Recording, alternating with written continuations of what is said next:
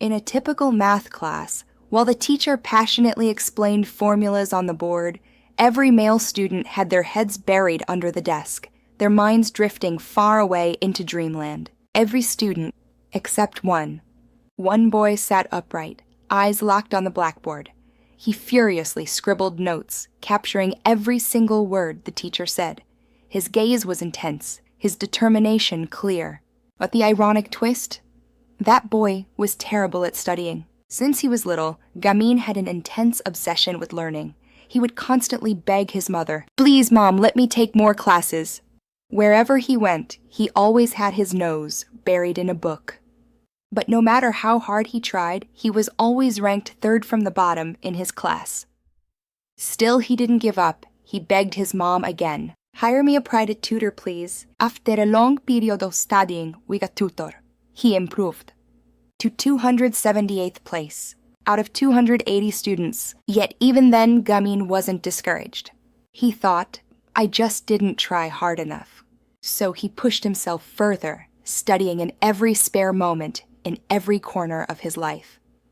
The result?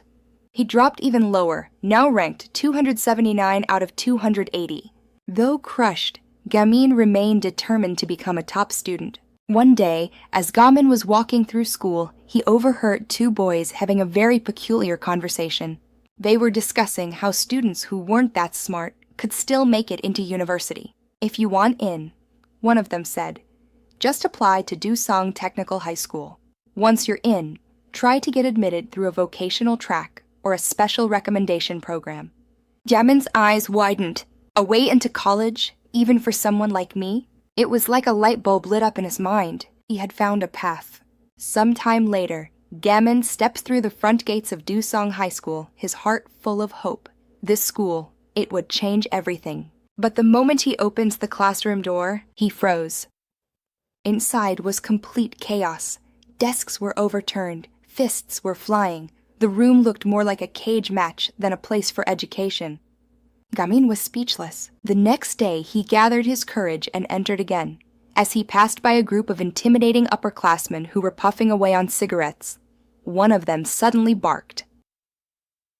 "What are you looking at?" Startled, the timid Ga-min lowered his head and quietly walked past them. A few days later, he checked the school's ranking board. His name, second to last, 219 out of 220. And yet, Ga-min still believed, deep down, that the other students were secretly studying hard at home. They act like they don't care, but they must be trying harder than me. That's why they're ranked higher. Determined not to give up, Ga-min made a new decision. He was going to try a smarter, better way to improve his grades. The next day, Ga-min walked into class with a different goal. He quietly scanned the room, studying each face, searching for a sign, a spark, a hint of someone who actually wanted to study. And then, he found it. A faint glimmer of focus in the eyes of a boy sitting in the back. He was wearing headphones, but his gaze held something different. Determination. Gama approchó solo y me dio pregunta. "Hey, would you like to study together?" Before the boy could even respond, chaos broke out. Out of nowhere, a delinquent came over and landed a heavy punch on the boy. "What's your rank? 170?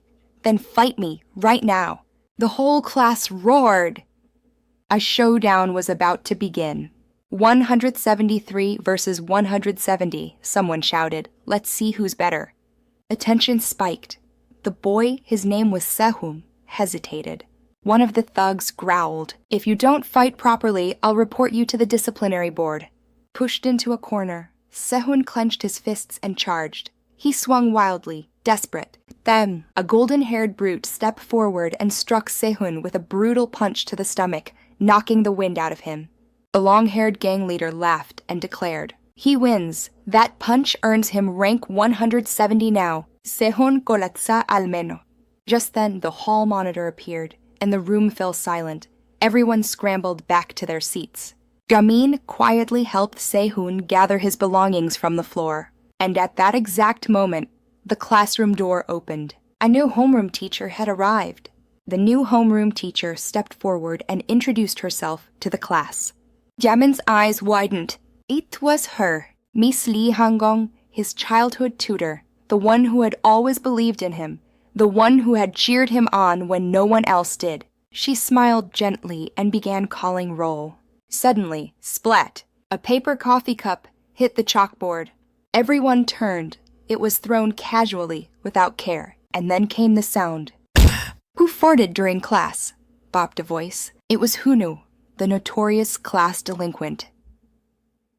When the culprit sheepishly confessed, Hunu marched over and slapped him, again and again, right in front of everyone. Miss Hangong tried to intervene, but before she could say anything else, Hunu pointed at the boy who threw the cup. "You did that?" he growled. The boy smirked, clearly unafraid. A second later, he went flying, literally kicked out the door. The class held its breath. Miss Hangong slammed a book on her desk. "That's enough. Everyone, back to your seats." No one listened. They laughed. Some even jeered. But then, Hunu raised his voice again. "Everyone, sit down," he said calmly. And they did. He turned to Miss Hangong, smiled politely, and lowered his head to nap on the desk. Later, while cleaning, she walked over to the trash bin and froze. It was packed with cigarette butts. Peeking outside the classroom, she saw them, dozens of boys puffing away like a street corner market full of smokers. After class, Ga-min quietly approached the new teacher. "Miss Hangong," he said softly, "you're the tutor who used to teach me, right?" She smiled warmly. "I'm sorry for leaving without saying goodbye back then," she replied. "I had to stop tutoring suddenly." "Will you stay and keep teaching here?" Ga-min asked. "The last teacher only lasted a month." Miss Hangong chuckled. "I'm not quitting on my first day, I promise." She then asked about Ga-min's current studies, genuinely curious. The next day, Ga-min's focus shifted once again, back to Sehun. From a distance, he watched the boy intently. Then he followed him. He tracked Sehun all the way to the school library. "He's here to study," Ga-min thought excitedly. But Sehun had other plans. He simply slouched into a corner chair, closed his eyes, and started snoring softly. Gemma, ever persistent, sat right beside him and kept poking and whispering. Sehun ignored him. Later that day, Ga-min deliberately sat next to Sehun during lunch. Sehun tried his best to move away. During study time, Ga-min kept muttering about a math problem that puzzled him. Annoyed, Sehun finally sighed. "Just shut up already." But when Ga-min quietly clicked his pen, Sehun paused. "I'll help you with the problem." And for the first time, the two began studying together, starting with the mystery of the number 0.9999. Sehun disappeared into the distance. Meanwhile, Miss Hangong stormed into the vice principal's office. "I'd like to request the removal of all the metal drums being used as ashtrays. It encourages students to smoke." The vice principal laughed. "You think getting rid of a few barrels will make them stop smoking? I've been smoking for 40 years and I haven't stopped." And with zero respect, he blew a thick puff of smoke directly into her face. "If I were you, I'd stop doing things that upset your superiors. It might hurt your chances of getting a permanent contract. You're free to clean them up if you want," he added. "I'll be watching, silently supporting you." The next day, during the school scholarship ceremony, the vice principal stood proudly on stage. "This student represents the best of our school. He is a shining example for all of you." That student was none other than Pi Hanui. After the ceremony, Sehun went to the restroom, annoyed. "Gemma, are you still following me?" But it wasn't Ga-min behind him. It was Hunu, the school's top delinquent. Sehun was cornered, beaten, threatened. "You better bring me 200,000 won by tomorrow," Hunu growled. "I don't have that kind of money," Sehun shouted back. Another punch landed. "Get the baseball bat," Hunu ordered his goons. Meanwhile, Miss Hangong was cleaning one of the metal drums when she heard a noise from the storage room. She peeked through the crack in the door and saw Sehun being assaulted. She ran to get help, but the male teachers nearby shrugged her off, so she reached for the door herself. Suddenly, Ga-min stopped her. "Let me handle this," he said. "Sehun is a future member of my study group." Ga-min burst through the door, wearing a helmet, and sprayed a fire extinguisher straight into the gang's faces. He threw Sehun over his shoulder and carried him out. Sehun, barely conscious, muttered, "You think this helps me? Now I look like I ran away. They'll just bully me harder. I wish I could just focus on school like you, he whispered. But this is survival. Just as he tried to leave, Sehun ran into Hono again. Another punch, a kick. But Sehun didn't say a word. He protected Ga-min's identity. Pudo raised a bat, ready to strike, but a foot blocked it mid-air. It was Ga-min, wearing a mask.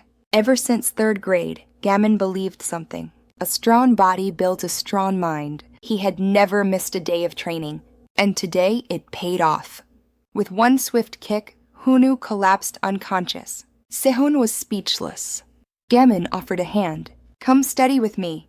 But Sehun stepped back. I'm not like you. I don't have the confidence.